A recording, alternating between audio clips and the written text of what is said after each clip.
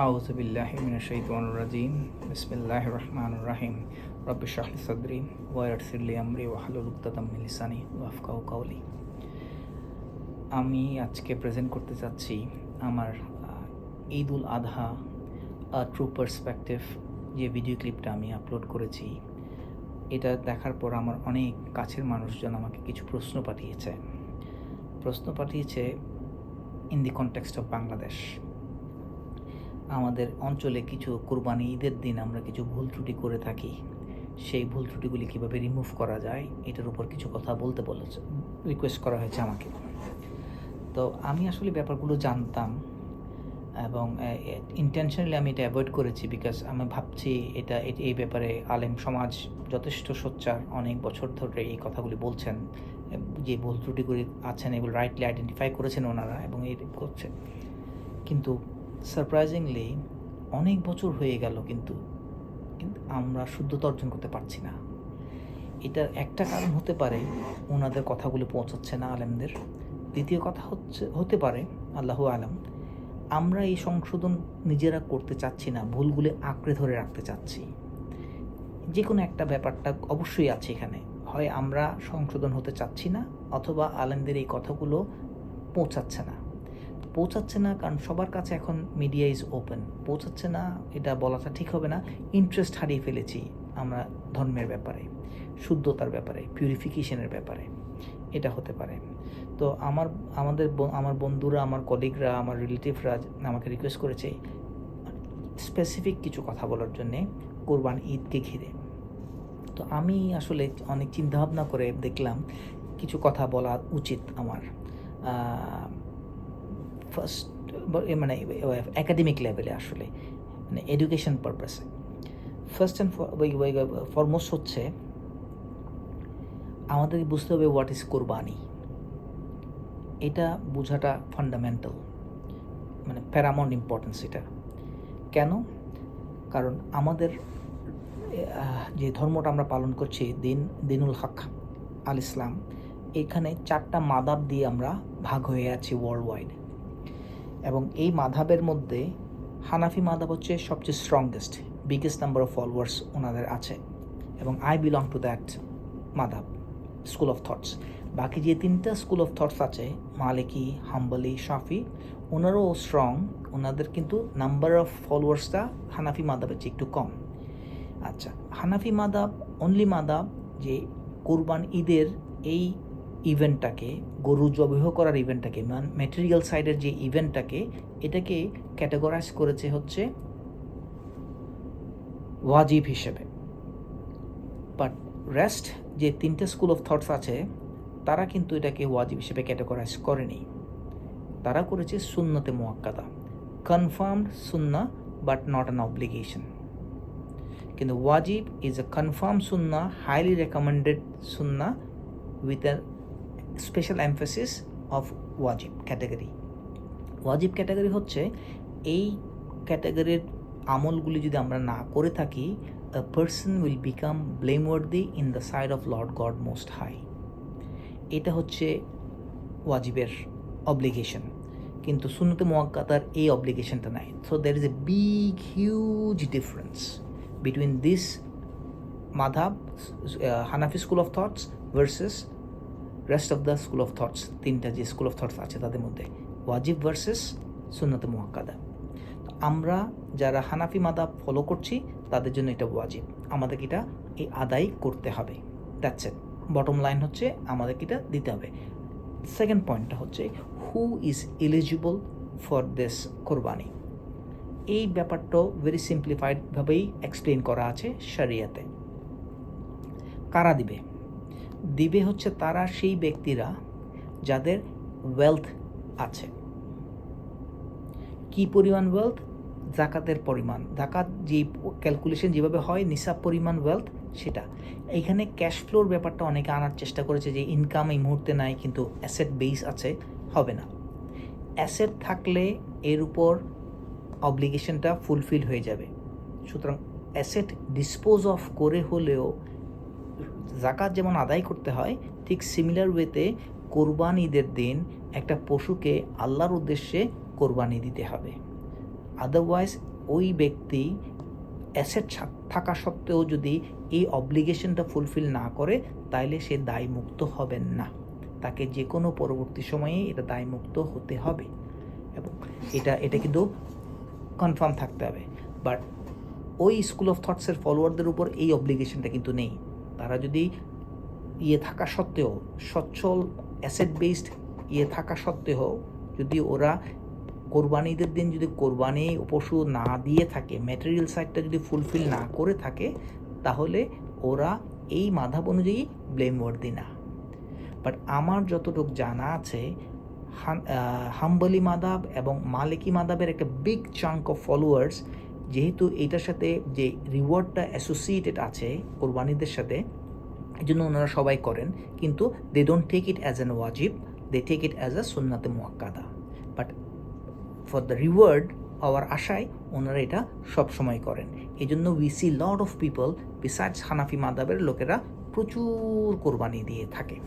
এটা হচ্ছে এলিজিবিলিটি। ওকে, এখন আরেকটা হচ্ছে কখন করতে হবে। আল্লাহ নির্ধারিত করে দিয়েছেন দিনটা, সেটা হচ্ছে জুলহাজ মাসের 10, 11 and 12। এই 3টা দিনের দিন যে কোনো একদিন আমরা কোরবানি করতে পারবো। বাট কন্ডিশনটা হচ্ছে একটা, যে ঈদের নামাজের পরে কোরবানিটা দিতে হবে। ঈদের নামাজের আগে কোরবানিটা দিলে এটা কোরবানি ঈদের কোরবানি হিসেবে এটা আসবে না, এটা একটা সাদাকা হিসেবে আসতে পারে, but not as a obligation for কোরবানি ঈদ। সো এখানে কেয়ারফুল থাকতে হবে। অনেক অঞ্চলে নাকি এরকম জবাই করার পরে মসজিদে গিয়ে নামাজ পড়ে, ঈদের নামাজ আদায় করে। সো এটা হবে না। এটা এটা এটা এটা এই ক্ষেত্রে আমার স্পেসিফিক ইনস্ট্রাকশনটা হচ্ছে, নামাজ আদায় করার পরে তারপরে তাকবীর মুখে আসবে, পশুকে সামনে রেখে আল্লাহর নামে বিসমিল্লাহি আল্লাহু আকবার বলে জবাই করতে হবে। এটা হচ্ছে কোরবানি ঈদের এখানে একটা ইন্টারেস্টিং ফ্যাক্টর আছে, সেটা হচ্ছে আমরা যারা হজ করছি না আর যারা হজ করছে তাদের মধ্যে একটা ছোট্ট একটা ডিফারেন্স আছে। যারা হজ করছেন তাদের জন্য কোরবানি বলে কিছু নেই। তারা হজের মানাসিক, the rites and rituals of হজ হিসাবে ওরা এই আরাফাতের পরের দিন একটা পশুকে আল্লাহর জন্য স্যাক্রিফাইস করে, এবং এই স্যাক্রিফাইসটা সেই হিস্ট্রির বিগেস্ট ইভেন্ট। নবী ইব্রাহিম আলাইহিসসালামের যে ইভেন্টটা ঘটেছিল, সেটা সেকেন্ড পার্টে যে বিকল্প এসেছিল আল্লাহর তরফ থেকে, সেই ইভেন্টটার কমেমোরেশন হিসেবে ওনারা আল্লাহর জন্যে একটা পশু জবাই করেন। কিন্তু এটা হয়ে যায় মানাসিক, হজের রাইটস অ্যান্ড রিচুয়াল। কিন্তু আমরা যারা হজ করছি না, আউটসাইড হজ পিলগ্রিমেজের বাইরে যারা আছি, তারা কিন্তু ঈদের কোরবানি করছি। এখানে আমাদের জন্য একটা স্পেশাল দিন নির্ধারিত হয়েছে ঈদ বলে, এবং এটার জন্য একটা নির্ধারিত নামাজ আমাদের জন্য প্রেসক্রাইব করা হয়েছে। এই নামাজ পড়ে আমরা কোরবানি ঈদের দিন পশুকে জবাই করতে পারবো। সো এই জিনিসটাও কিন্তু বোঝার একটা ব্যাপার আছে সো হাজি অ্যান্ড নন হাজিদের মধ্যে। ওকে, আর না আরেকটা পয়েন্ট যেটা হচ্ছে, আমি সেদিন বলেছিলাম,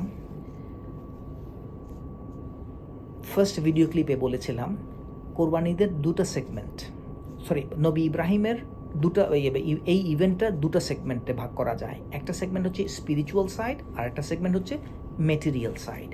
স্পিরিচুয়াল সাইড হচ্ছে যেটা heart related, which is located at the heart. নবী ইব্রাহিম আলাইহিসসালামের হার্টে আল্লাহ বিসাইড আরেকটা জিনিস ক্লিং করেছিল, অকুপাই করেছিল, সেটা হচ্ছে ওনার সন্তানের প্রতি ওনার প্রগাঢ় ভালোবাসা। এই প্রগাঢ় ভালোবাসাটা হার্টের লফুল ওনার আল্লাহ রব্বুল ইজ্জা পছন্দ করেননি। উনি চাইছেন উনার খলিলুর রহমানের হার্টকে ক্লিনস করবেন। তো উনি ক্লিনস করার প্রসেসটা উনি এমনভাবে দিয়েছেন যাতে এটা একটা ট্রায়াল প্রসেসের মধ্যে হয়, একটা পরীক্ষার মাধ্যমে হয়, যাতে মানব জাতি জানতে পারে এই প্রসেসের মাধ্যমে হার্টে লফুল ওনারের অবস্থানের মধ্যে অন্য কারো অবস্থান থাকা সমীচীন হবে না। যদি থাকে সেটাকে রিমুভ করার প্রক্রিয়াতে যেতে হবে। তো heart should be cleans at all times, এটা এমটি রাখতে হবে ফর হিজ লফুল ওনার। এটা হচ্ছে নবী ইব্রাহিম আলাইহিসসালামের যে ঘটনার মধ্যে আমরা যেটা পেয়েছি, ওনার হার্টে আল্লাহ বিসাইড অন্য জিনিস অকুপাই করেছিল। আল্লাহ এটা রিমুভ করার জন্য ওনাকে একটা প্রসেস দিলেন, একটা ড্রিম দিলেন। সেই ড্রিমে উনি ফুলফিল করতে গেলেন, কিন্তু ড্রিমে আরেকটা ক্যারেক্টার ইনভলভ ছিল, সেটা হচ্ছে ওনার ছেলে নবী ইসমাইল আলাইহিসসালাম। তো ওই এনকাউন্টারটা রিকাউন্টটা আমরা দেখেছি সূরা সাফাতে ন্যারেট করা ছিল এই রিকাউন্টটা। এখানে ভার্স নাম্বার 102, ওখানে আমি আমার ফার্স্ট ভিডিও ক্লিপে বলেছিলাম কিভাবে দ্য ফাদার অ্যান্ড দ্য সানের কমিউনিকেশনটা ডেভেলপ করেছিল, ওখানে আল্লাহ কি সুন্দর করে এটা ন্যারেট করেছিল মানব জাতির জন্যে। তো ওখানে দেখলাম দ্য নবী ইব্রাহিম আলাইহিসসালাম ওনার ড্রিমের কাছে ওনার উপর যে ইনস্ট্রাকশনটা এসছে সেটার উপর যেমন সাবমিট করেছিল, আত্মসমর্পণ করেছিল, সিমিলারলি যাকে জবেহ করা হবে সেও কিন্তু বুঝতে পেরেছিল এটা ডিভাইনলি গাইডেড একটা ইনস্ট্রাকশন। সো উনিও ওই ডিভাইনলি গাইডেড ইনস্ট্রাকশনের উপর আত্মসমর্পণ করে বাবাকে অনুমতি দিয়েছিলেন, you go ahead with your plan, আল্লাহ নিশ্চয়ই ইনশাল্লাহ তুমি আমাকে সাবিরুনদের অন্তর্ভুক্ত পাবা। সো এই যখন এগ্রিমেন্ট আসলো, কনভার্জন অফ অপিনিয়ন হলো, তখন ওনারা গেলেন আরাফাত হয়ে মাউন্ট আরাফাত হয়ে মিনাতে গেলেন। এখানে এসে স্লটারিংয়ের পর্বটা ওনারা করছিলেন, এক্সিকিউট করছিলেন, কিন্তু এক্সিকিউট করা যাচ্ছিল না, আমি বলেছেন সেটা। তখন আল্লাহ কিন্তু যেহেতু ওনার উইলিংনেস ছিল, আল্লাহর কমান্ডের উপর আত্মসমর্পণ করেছিল, এই উইলিংনেসটা আল্লাহ অ্যাকসেপ্ট করেছিল এবং আল্লাহ দেখতে পাচ্ছিল ওনার হার্ট থেকে ওই ভালোবাসাটা সন্তানের প্রতি রিমুভড হয়ে গেছে। তখন আর এই সন্তানকে জবেহ করার প্রয়োজন আল্লাহ বোধ করলেন না, এবং ওনাকে র্যানসাম করার জন্য আল্লাহ একটা বিকল্প, একটা সাবস্টিটিউট, একটা ম্যাটেরিয়াল জিনিস পাঠালেন এবং বললেন যে এইটা তুমি জবেহ করো এবং একে র্যানসাম করে দাও, ফ্রি করে দাও, ইসমাইল আলাইহিসসালামকে। তো এখানে এই ইভেন্টটাকে দুইটা সেগমেন্ট, একটা হচ্ছে হার্ট ক্লিনজিং সেগমেন্ট, আর একটা হচ্ছে ম্যাটেরিয়াল একটা পশু জবেহ করার সেগমেন্ট। তো আমরা যেটা উদযাপন করছি সেটা হচ্ছে সেকেন্ড পার্ট, ম্যাটেরিয়াল সাইড। যেহেতু উনি নবী ইব্রাহিম আলাইহিসসালামের হার্ট ক্লিনজিং প্রসেসটার উপর আল্লাহ সন্তুষ্ট হয়েছেন, এটা ওনার জন্য গিফট হিসেবে এসেছিল আল্লাহর তরফ থেকে, এবং এই গিফটটা হচ্ছে ম্যাটেরিয়াল গিফট, এটা স্পিরিচুয়াল গিফটকে সাপ্লিমেন্ট করেছে, আল্লাহ ওনাকে দিয়েছেন এতে। তো আমরা দেখতে পেলাম এখানে দুটো ইভেন্ট আছে সেগমেন্টটা, ওকে। তো আল্লাহ এই ব্যাপারটা কিন্তু রাখছেন, তার উইজডমে এটা আছে, এবং আমরা এই যে ব্যাপারগুলি হিস্ট্রির ইভেন্ট আমার রসুলগুলি জানেন না, আল্লাহ যতক্ষণ না ওনাকে সেগুলি জানাচ্ছেন। তো সূরা হাজে আল্লাহ যখন ন্যারেট করছেন যে কি ব্যাপার, মানে যখন একটা আল্লাহর জন্য যখন একটা পশুকে কোরবানি দেওয়া হয়, এটার সিগনিফিকেন্স বা কী বা ইমপ্লিকেশনসটা কী, তখন আল্লাহ এখানে ভেরি ক্লিয়ার করে দিলেন মানব জাতির জন্য, দেখো ওই পশুর রক্ত অথবা মাংস, which is the material side, আমার কাছে কিন্তু পৌঁছায় না, আমার কাছে পৌঁছায় হচ্ছে তাকওয়া is located in the heart. So এখানে আল্লাহ দুইটা সেগমেন্টে ভাগ করেছেন আল্লাহর স্টেটমেন্টটাকে, একটা হচ্ছে ম্যাটেরিয়াল সাইড আর একটা হচ্ছে স্পিরিচুয়াল সাইড। তো স্পিরিচুয়াল সাইডটাকে আল্লাহ বলছেন তাকওয়া, আর ম্যাটেরিয়াল সাইডটাকে বলছে ব্লাড অ্যান্ড দ্য মিট। তো ব্লাড অ্যান্ড দ্য মিট যদি না পৌঁছায়, যদি পৌঁছায় শুধু তাকওয়া, তাহলে আমাদেরকে ফোকাস কোথায় করতে হবে? অফকোর্স আমাদের হার্ট ক্লিনজিং প্রসেসে আমাদেরকে আসতে হবে। আমাদের জন্য আল্লাহ খুব সাটল ওয়েতে কোরআনে ইঙ্গিত করেছেন যাতে আমরা কোরআনের এই আয়াতের উপর অবজ্ঞা না করি। কিন্তু যে প্র্যাকটিসটা আমরা বাংলাদেশে করছি বা সাবকন্টিনেন্টে করছি, পশুর উপর অতিমাত্রায় ফোকাস দেওয়া, it is not the objective of কোরবানি। আল্লাহ কোরবানিকে কোরআনে এমনভাবে রেখেছেন কি করতে হবে কোরবানি নিয়ে, বলেছেন তাকওয়া রিলেটেড। হ্যাঁ, তাকওয়াটা কি? তাকওয়ার অবস্থান কোথায়? তাকওয়া is a condition of the spiritual heart. এই তাকওয়াটা মুফাসসিরুনরা, হাদিস সায়েন্সের যারা এক্সপার্ট, তারা বলেছেন it's a balancing act of fear and hope. আল্লাহকে ভয় এবং আল্লাহর কাছ থেকে আশা করার যে বিউটিফুল একটা কম্বিনেশন আছে, সেই কম্বিনেশনটা হচ্ছে তাকওয়া। আল্লাহকে ভয় করা এবং আল্লাহর কাছ থেকে আশা করা, ফিয়ার অ্যান্ড হোপের যে বিউটিফুল কম্বিনেশন, সেটা হচ্ছে তাকওয়া, এবং এটার অবস্থান পুরোপুরি হার্টে। তো তাকওয়াতে আল্লাহর কাছে এই হার্টের এই তাকওয়ার কন্ডিশনটা আল্লাহর কাছে পৌঁছাবে। আমার হার্টে কি আছে, এই ম্যাটেরিয়াল জিনিসটাকে যখন আমি অ্যাপ্লাই করতে যাচ্ছি থ্রু আ প্রপার অ্যাপ্রোচ, তখন আল্লাহ এটা জানতে পারবেন থ্রু দ্য হার্ট। আমার হার্টে কী আছে, আমার ইন্টেনশনে কী আছে, আমি ফিজিক্যালি আউটওয়ার্ডলি কি করছি, it doesn't count. The count পুরাটা হচ্ছে নিয়া বেসড তাকওয়া। তো আল্লাহ আমাদেরকে এখানে কিন্তু কোরআনেই সেটা ইঙ্গিত করেছেন। We don't have to go outside and learn this, we will find it within the কোরআন, যে কী করতে হবে। সো আমরা এটাও পেলাম যে কোরবানি ঈদের টু সেগমেন্টের বিগ সেগমেন্টটা হচ্ছে স্পিরিচুয়াল সেগমেন্ট, আর সেকেন্ড হচ্ছে বিকল্প বা সাবস্টিটিউট হিসেবে যেটা আসছে সেটা হচ্ছে মেটেরিয়াল সাইড।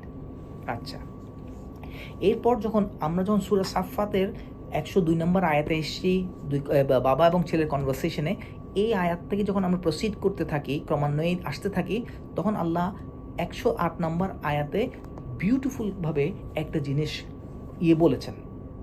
ভেরি ফ্যাসিনেটিং একটা আয়াত দিয়েছেন, ভেরি স্মল। এই আয়াতটা আমাদেরকে খুব গভীরভাবে অ্যানালাইসিস করতে হবে।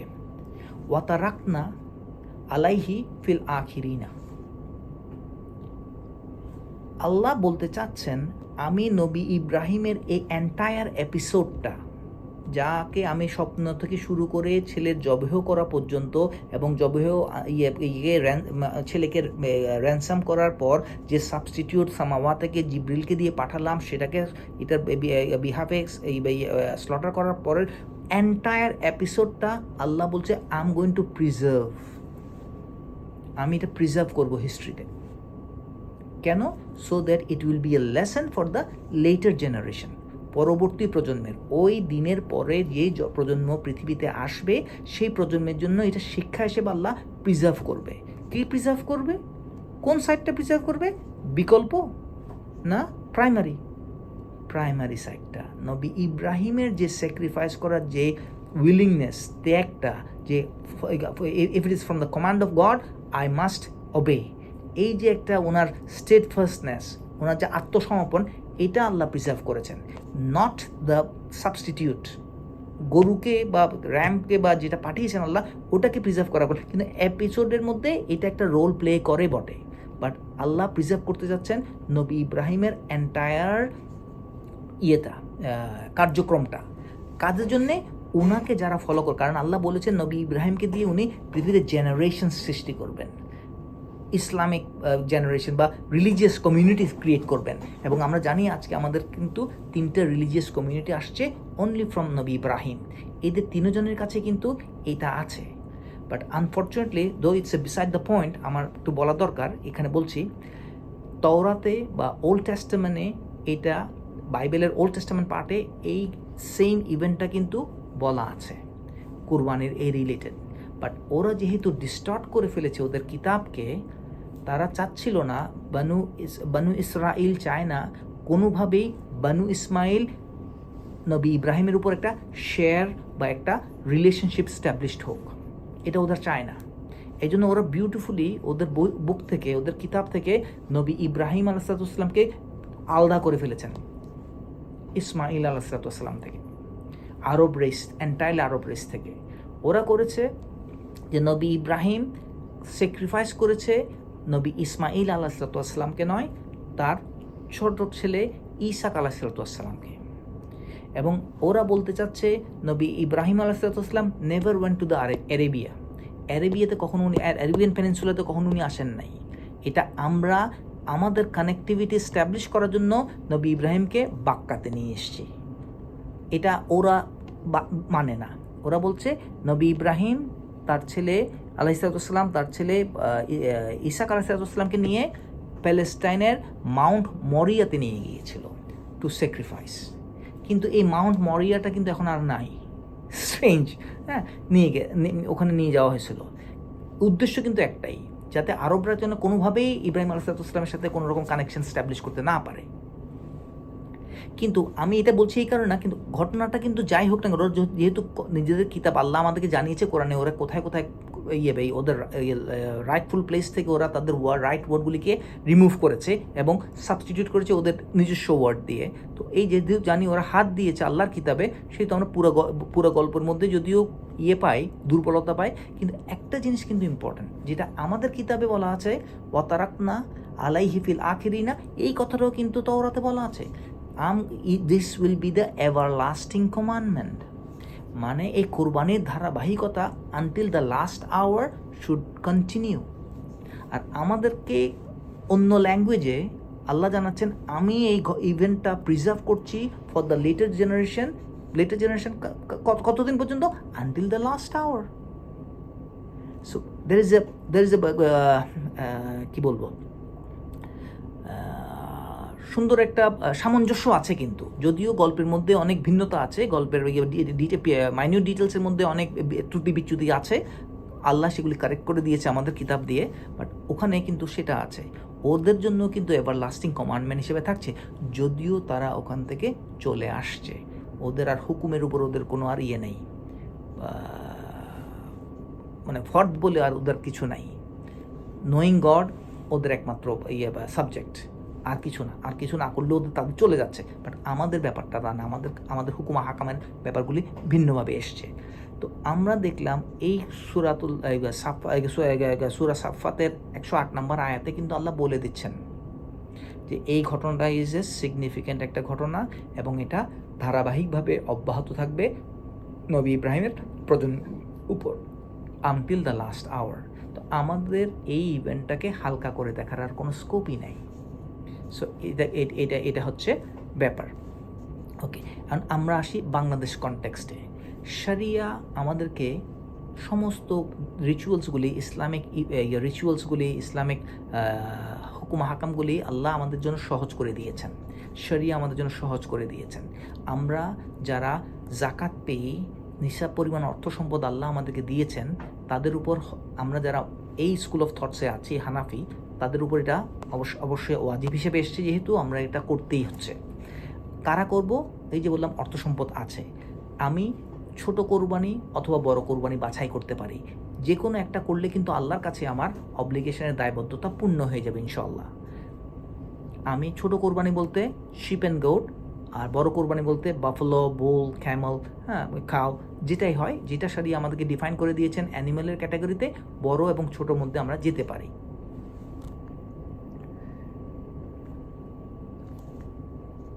যখন আমরা ছোট কোরবানিতে যাই, রিলেটিভলি কোনো কমপ্লিকেসি নেই, কিন্তু বড় কোরবানিতে ক্ষেত্রে আল্লাহ আমাদেরকে যে বোঝাটা সহজ করে দিলেন, সেই বোঝাটা হচ্ছে এরকম, আমি যদি এককভাবে একটা বড় কোরবানি করতে না পারি, আমার মন চায় আমি 7 জনকে শেয়ার হোল্ডার হিসেবে আনতে পারি। It's a beauty of Islam, যে আমি বড় কোরবানি করতে ইচ্ছা করে কিন্তু আমার সামর্থ্য নেই, but Allah made it easy for me, আমি 7 জনের কাছে অ্যাপ্রোচ করতে পারবো ম্যাক্সিমাম নাম্বার দিয়ে। আমরা যদি বড় কোরবানির টাকা জোগাড় করে ফেলতে পারি, এই 7 জন মিলে আমরা একটা কোরবানি দিব আল্লাহর নামে, এবং মাংসতে আমরা 7 ভাগ করে আনতে পারি। এখন এই ভাগটা বাংলাদেশের কনটেক্সটে হয়ে গেছে নেম অ্যান্ড শেয়ারের মধ্যে একটা সাটল একটা কনফিউশন ক্রিয়েট হয়েছে। কখন হয়েছে সেটা আমি আপনাদেরকে বলি। যখন 2 ভাই মিলে একটা গরু কিনলো বড় কোরবানি করার জন্যে, তারা নবী ইব্রাহিমের সুন্নাহ অনুযায়ী এটা উচিত ছিল 2 ভাইয়ের 1 ভাই কোরবানি দেওয়া, এটা ছিল নবী ইব্রাহিমের সুন্নাহ, উনি নিজেই কোরবানি দিচ্ছিলেন। আমাদেরও সেই সুন্নাহ অনুযায়ী করা উচিত ছিল, বাট আমাদের মধ্যে এটা ডেভেলপ করেনি। আমরা থার্ড পার্টিকে, আমরা আউটসোর্সিং করতে খুব পছন্দ করি সব কাজকে। ইসলাম যেমন আউটসোর্সিং করে ফেলেছি, ঠিক সেমনি আমরাও আমাদের এই কাজটা আউটসোর্সিং করে ফেলেছি। আমাদের পাড়া বা মহল্লার যে মসজিদ আছে, সেই মসজিদের ইমাম সাহেব অথবা মুয়াদ্দিন সাহেব অথবা মসজিদের যে খাদেমরা আছে, ওনারা এসে ঈদের দিন এই কাজগুলো, এই জবেহ করার প্রসেসটা আমাদেরকে হেল্প করে। It's not bad, it's good, শরিয়া এটা আপত্তি করে না, ঠিক আছে। কিন্তু যখন ওনারা আসেন, তখন ওনারা দেখলেন একটা বড় কোরবানি হচ্ছে এই বাসায়, তখন ওনারা জিজ্ঞেস করে নাম দেন। ভাই বলছে আমরা 2 ভাগে কোরবানি দিচ্ছি, আপনি বিসমিল্লাহ আল্লাহু আকবার করে জবাই করেন। উনি বলছেন না, বড় কোরবানি হলে 7টা নাম জায়েজ আছে, 7টা নাম দেন। এখন উনি হচ্ছেন ইসলামিক সিম্বল নিয়ে আসছেন। এখন আমরা যারা কম ইসলাম জানি, তারা ইমাম সাহেব বা মুয়াদ্দিন সাহেব বা খাদেম সাহেব যা বলছেন ওটাতে গিয়ে এই শুরু হচ্ছে কনফিউশন, যে আমরা 2 ভাগে দেওয়ার কথা, এখন হুজুর তো 7 জনের নাম চাচ্ছে, নাম কোত্থেকে দিই? তখন আমরা 5টা অ্যাডিশনাল নাম ইনভেন্ট করা শুরু করি। এই হচ্ছে বিগিনিং কনফিউশনের। 5টা যখন বিগিনিং, তখন কি হয়, আমি আমার ওয়াইফকে বা ফ্যামিলি মেম্বারের যে কোনো একজনকে অ্যাড করলাম, আমার ভাই তার ওয়াইফকে অথবা ফ্যামিলি মেম্বারের কাউকে অ্যাড করলো। কারণ আমাদের বাবা মা জীবিত থাকলে আমরা বাবা মাকে অ্যাড করলাম, তো কত হলো? আমি, আমার ওয়াইফ, আমার ভাই, আমার ভাইয়ের ওয়াইফ, বাবা মা, 7 নম্বর কী হবে? তখন আমরা নবী আকরাম সাল্লাল্লাহু তাআলা আলাইহি ওয়াসাল্লামকে অ্যাড করে ফেলি। এবং যাদের বাবা মা জীবিত নাই তারা তাদের বাবা মাকে, মৃত বাবা মাকে অ্যাড করে। এটা মোস্ট অফ দ্য কেসেস তাই ঘটে, মৃত বাবা মাকে অ্যাড করা হয়। তো কি হলো, গরুতে যখন 7 নামের কথা বলা হচ্ছে তখন লিভিং থাকে 4 জন আর ডেড থাকে 3 জন, a combination of a living and the dead. কিন্তু ইন্টারেস্টিংলি এই সুন্নাহটা কার জন্যে, এই রিলিজিয়াস ইভেন্টটা কে উদযাপন করবে, আ ডেড অর আ লিভিং? এইটা আমরা বুঝতে পারি না। It's a living Sunnah for the living, so let's keep it for the living, set aside the ডেডস। আমরা ডেডকে এনে কনফিউশন করি, কনফিউশন থেকে কন্ট্রাডিকশনে চলে যাচ্ছি। এটা শুরু হচ্ছে আমরা যারা ইসলাম কম জানার কারণে। 7টা নাম যাওয়া যায় বলে ফোর্সফুলি 7টা নাম দিতে হচ্ছে। এই নাম না থাকার কারণে এই নামগুলি কোত্থেকে দিব, আমরা ইনভেন্ট করে মৃত মানুষকেও অ্যাড করে দিচ্ছি। এই জটিলতার মধ্যে পড়ে গিয়ে আমরা আমাদের কোরবানিটাই নষ্ট করে ফেলছি। এটা হচ্ছে ভাগ, আল্লাহ এবং দিন আমাদেরকে যেটা দিয়েছেন সেই দিনে আমাদেরকে বোঝা লাঘব করার জন্য, বড় কোরবানিতে উৎসাহিত করার জন্য একটা সুযোগ দিয়েছেন। দুজনে মিলে যদি কোরবানি ওই গরু হয়ে যায়, 7টার কোনো দরকারই নেই, 7 ভাগের কোনো দরকার নাই। 3 জনে যদি হয়ে যায় 7 ভাগের কোনো দরকার নাই। 4 জনে যদি হয়ে যায়, এখানে ফান্ডামেন্টালি যেটা বোঝার ব্যাপার হচ্ছে নাম নয়, নাম একটাই। আল্লাহ কোরআনে সেই জন্য ক্লিয়ারলি বলেছেন, আল্লাহ বিসাইড অন্য কোনো নাম যদি কোনো পশুর উপর উচ্চারিত হয়, সে পশু হয়ে যাচ্ছে আমাদের জন্য হারাম। সো আমরা কুরবানিদের পশুকে হারাম করে ফেলতেছি আল্লাহকে 8 নম্বর নাম বানায়। সো এই জটিলতা, এই কমপ্লিকেশনের মধ্যে যাওয়ার মানে টোটালি আননেসেসারি, এটার কোনো দরকারই নেই। কিন্তু আমরা প্রতিনিয়ত তাই করছি, প্রতি বছরই এটা আসছে, প্রতি বছরই আলেমরা এটা নিয়ে বলছেন, কিন্তু সামহাউ ইটস এ ডেফ ইয়ার, আমরা শুনছি না। এটাতে শুদ্ধতা আনতেই হবে, এটা করা যাবে না। কিপ দ্য ডেডস অ্যাসাইড, লিভিং মানুষের জন্য এই সুন্নাহ, লিভিংরা এটা করুক। যদি আমার ভালোবাসা থাকে আমার অন্তরে আমার মৃত বাবা মার জন্যে, এই 365 ডেজের মধ্যে একটা দিনের মধ্যে এই জটিলতা না করি, ফর গড সেক। 364 ডেজের যে দিন পড়ে আছে, ওদিন আমি যদি তৌফিকে রাখে আল্লাহ, একটা গরু বা মহিষ বা খাসি বা ভেড়া কিনে আল্লাহর নামে আমার বাবার পক্ষ থেকে গরিবদের হক আদায় হিসেবে যদি আদায় করে দিই, ইনশাআল্লাহ আল্লাহ এটাতে অনেক সওয়াব রাখবেন। কিন্তু যেই মানুষটা আল্লাহর কাছে রিটার্ন করে গেছে, যার উপর এটা সুন্নাহও না, ওয়াজিবও না, ফরজও না, তাকেই এনে জটিলতা করে জিনিসটাকে নষ্ট করার মিনিংলেস। এটা আমাদের মানে আল্লাহ যেন আমাদেরকে বোঝার তৌফিক দান করে। এই ব্যাপারটাতে আমাদের অবশ্যই শুদ্ধতা আনতেই হবে, নাহলে আমরা আমাদের কোরবানিকে বাঁচাতে পারবো না। আমরা যে রিওয়ার্ডটা আল্লাহ আমাদের জন্য নির্ধারিত করে রেখেছেন, ওখান থেকে আমরা বঞ্চিত হচ্ছি নিজেদের অজ্ঞতার কারণে। তো এই অনেকে স্কলাররা খুব সুন্দর করে বলছেন, 1914-এ ইসলামিক খ্যালিফেট অফিসিয়ালি ডিজলভ হওয়ার পর এই উম্মার সবচেয়ে বড় ক্রাইসিস হচ্ছে ক্রাইসিস অফ নলেজ। এই অজ্ঞতা আমাদেরকে এমনভাবে পেয়ে বসে আছে, আমরা যদি এডুকেশন বা নলেজ বেসড ইয়েতে না যাই, তাহলে কিন্তু এই একটা শুধু না, শুধু বাড়তে থাকবে। কমা তো দূরের কথা, রিমুভ করা তো দূরের কথা, আরও জটিলভাবে জিনিসটা আসবে পরবর্তী প্রজন্মের জন্য। উৎসাহ হারিয়ে ফেলবে আমাদের প্রজন্ম কোরবানিদের ব্যাপারে। এখনই ইয়াং জেনারেশনের মধ্যে কেমন জানি একটা দোটানা ভাব আছে অ্যানিম্যাল স্লটারিং ব্যাপারে, অ্যানিম্যাল লাভার হয়ে যাচ্ছে, ওই অ্যানিম্যাল স্লটারিং থেকে ওরা ভিন্নভাবে দেখছে, only because we lack education, we lack knowledge. আচ্ছা, এই হচ্ছে কোরবানি ঈদের ইয়ে। এবং আরেকটা যেটা হচ্ছে, নবী করিম সাল্লাল্লাহু তাআলা ইসলাম, উনি on behalf of his family and on behalf of his উম্মা দুটো কোরবানি দিতেন। এখন আমাদের যুগে এসে আমাদের প্রত্যেকটা করে মোর দেন ওয়ান উপার্জন সক্ষম অ্যাডাল্ট আছে। আমার নবী করিম সাল্লাল্লাহু আলাইহি শুধু একাই উপার্জন করতেন, এই জন্য উনি একা পরিবারের পক্ষ থেকে দিতেন, আর বাকিটা উনি উম্মাতের পক্ষ থেকে দিতেন। আমরাও যদি on behalf of my family যদি দিতে হয়, সেক্ষেত্রে আমার ওই ফ্যামিলি মেম্বারকে অবশ্যই অ্যাসেটবিহীন হতে হবে। যদি ওনাদের অ্যাসেট বেস থাকে নিসাব পরিমাণ, তাহলে কিন্তু তাদেরকে সেপারেট কোরবানি দেওয়ার নিয়ম। এই ব্যাপারে যদি অন্যরকম ব্যাখ্যা থাকে, I have nothing to say, I have due respect for all opinions. আমি কারোর সাথে বক্সিং গ্লাভস করে মারামারি করতে যাব না।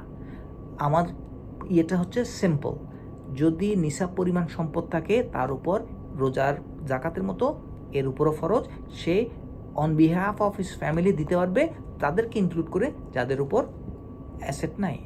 যাদের উপর ইয়ে নাই তাদেরকে ইনক্লুড করারই দরকার কি? অটোমেটিক আল্লাহ তো সওয়াবের কাউকে বঞ্চিত করবেন না, সব এমনিতেই পাবে। আনা নেওয়ার মধ্যে জটিলতা হচ্ছে। সো শুধুমাত্র নলেজ বেসড দিয়ে অ্যাপ্রোচ দিয়ে আমরা এগুলিকে সুন্দর করে ইলিমিনেট করতে পারি। সো আমাদের ফার্স্ট অ্যান্ড ফরমোস্ট হচ্ছে জ্ঞান অর্জন করতে হবে এই একটা রিলিজিয়াস ইভেন্টকে কীভাবে সুন্দরভাবে আল্লাহর সন্তুষ্টি অনুযায়ী আল্লাহর বিধানকে ফুললি অবে করে আমরা যেটা করতে পারি। আচ্ছা, আরেকটা পয়েন্ট আমাকে বলে শেষ করছি হচ্ছে জুলহিজ্জা মাসের 9ই জিলহজ হচ্ছে ডে অফ আরাফা, কোরবানির যেদিন আমরা করি তার প্রিসিডিং ডে। এই ইয়ম আল আরাফা হচ্ছে 365 ডেজের মধ্যে সর্বশ্রেষ্ঠ দিন।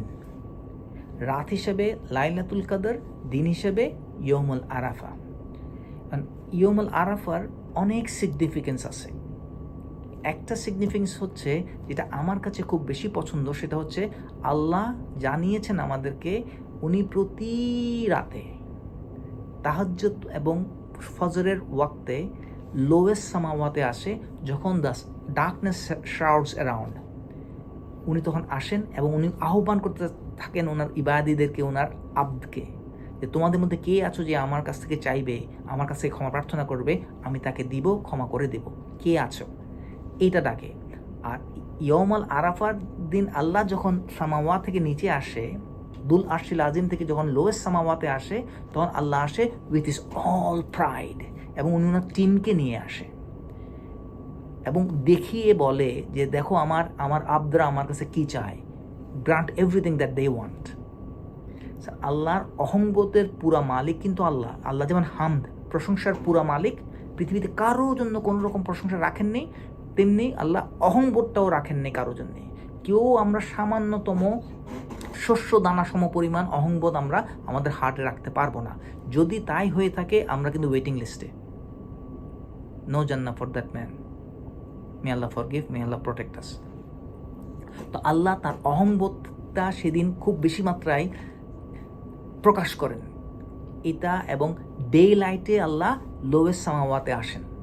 এটা হচ্ছে বিগেস্ট সিগনিফিক্যান্ট। এই সময় আমরা যখন চাইব আল্লাহ এভরিথিং আল্লাহ উইল গ্রান্ট। আমরা প্রচুর পরিমাণে আল্লাহর হামদ করব, আল্লাহর কাছে চাইব, ক্ষমা চাইব, যা আমাদের দরকার। আল্লাহ গিভ আস ইনক্রিজ, আল্লাহ keep us in your straight path. এই জিনিসগুলি হিদায়া এবং তাকওয়া, এই ব্যাপারগুলি আমাদের খুব বেশি দরকার। এবং ইলম, হিকমা, সাবর, তাওয়াক্কুল করা, মানে অনেক আছে আসলে, এইগুলো শেষ করা যাবে না। কিন্তু চাইতে হবে, দোয়া চাইতে হবে। দোয়া ইজ দ্য এসেন্স। আমাদের দোয়া চাওয়ার দিন হচ্ছে ইয়ম আল আরাফা, বিগেস্ট এবং মোস্ট বেনিফিশিয়াল ডে হচ্ছে এটা, আমরা যেন মিস না করে ফেলি। এবং এটার পরে আমরা তারপর দিন সকালে তাকবীর মুখে ঈদগাহে গিয়ে নামাজ পড়ে কোরবানি করব ইনশাআল্লাহ। এবং আমার রসুল আমাদের জন্য স্ট্রং রেকমেন্ডেশন পাঠিয়েছেন ইয়ম আল আরাফার দিন রোজা রাখার জন্যে, এবং এটার রিওয়ার্ড হিসেবে উনি জানিয়েছেন আমাদের প্রিভিয়াস ইয়ারের সিনস এবং ফিউচার ইয়ারের সিনসগুলো আল্লাহ মাফ করে দিবেন। তবে এই সিনগুলি মেজর সিন নয়, মাইনর সিনসগুলো। মেজর সিনের জন্য স্পেসিফিক ইস্তেগফার ইজ রিকোয়ার্ড, যে শেরক বিদা বা শেরক কুফরি বা বিদাত যদি থাকে আমল নামায়, এগুলির জন্য স্পেসিফিক ইস্তেগফার লাগবে। But any other small sins আল্লাহ আমাদেরকে আউট অফ ডিভাইন গিফট মাফ করে দিবেন যদি আমরা একটা রোজা রাখতে পারি। আমার প্রিভিয়াস ইয়ারে অনেক সিন আছে, সামনের ইয়ারে সিন তো থাকবেই। ইবলিস এবং দাজ্জাল is very active in this world today. তাদের ওয়াসওয়াস এবং ফিতনার কাছে আমার মতো ক্ষুদ্র ইমানের মানুষের প্রতিনিয়ত ডিফিটেড হয়ে যাচ্ছে আমি। তো আমরা এই ফ্রি গিফটটা যদি নিতে না পারি একমাত্র একটা রোজা দিয়ে, তাহলে কিন্তু আমরা আনফর্চুনেটদের অন্তর্ভুক্ত হয়ে যাব। আমরা নিশ্চয়ই সেটা চাইব না, এবং আমরা আল্লাহর কাছে দোয়া করি, আল্লাহ আমাদেরকে তৌফিকে রাখো, আমাদেরকে হেদায়েতে রাখো। আমরা যেন এই কোরবানিদের এই স্পিরিটটা, এই স্পিরিচুয়াল সাইডের কোরবানি এবং ম্যাটেরিয়াল সাইডের কোরবানিটার সুন্দর একটা কম্বিনেশন করে তোমার সন্তুষ্টি অর্জন করতে পারি, সেই তৌফিক তুমি আমাদের সকলকে দান করো। যে অশুদ্ধ জিনিসগুলি আমাদের সমাজে রয়ে গেছে, সেই শুদ্ধতা শুধুমাত্র আল্লাহ তুমি নিজেই দিতে পারো, এবং তুমি শোনালে বধির কান শুনবে, তা না হলে কেউ শুনবে না। তুমি শোনানোর ব্যবস্থা করে দাও, পৌঁছে দাও মানুষের কর্ণে যে যে ভুল ত্রুটিগুলি আমরা করছি, আমরা যেন শুদ্ধতা অর্জন করতে পারি এবং তোমার সন্তুষ্টি অর্জন করতে পারি, কোরবানি যেন আমাদের কাছ থেকে কবুল হয়। আল্লাহ এই কোরবানি ঈদটা, নবী ইব্রাহিমের কোরবানি ঈদটা না দিয়ে কিন্তু হাবিল কাবিলের কোরবানি ঈদ কিন্তু আমাদেরকে দিতে পারতেন হিসেবে, ঘটনা হিসেবে, কিন্তু উনি সেটা দেন নেই। ট্রায়াল প্রসেসের মাধ্যমে আমাদেরকে এই কোরবানিটা করতে বলেছেন। সো আল্লাহর উইজডমটা ইজ গ্রেটার, আমাদেরকে বুঝতে হবে আমরা ওটা না পেয়ে এটা পাচ্ছি কেন। আল্লাহ আমাদেরকে বোঝার তৌফিক দান করো, আমাদের চেস্টকে ওপেন করে দাও ফর ইয়োর নলেজ। ربنا ظلمنا أنفسنا وإن لم تغفر لنا وترحمنا لنكونن من الخاسرين ربنا تقبل منا إنك أنت السميع العليم وتب علينا يا مولانا إنك أنت التواب الرحيم برحمتك يا أرحم الراحمين.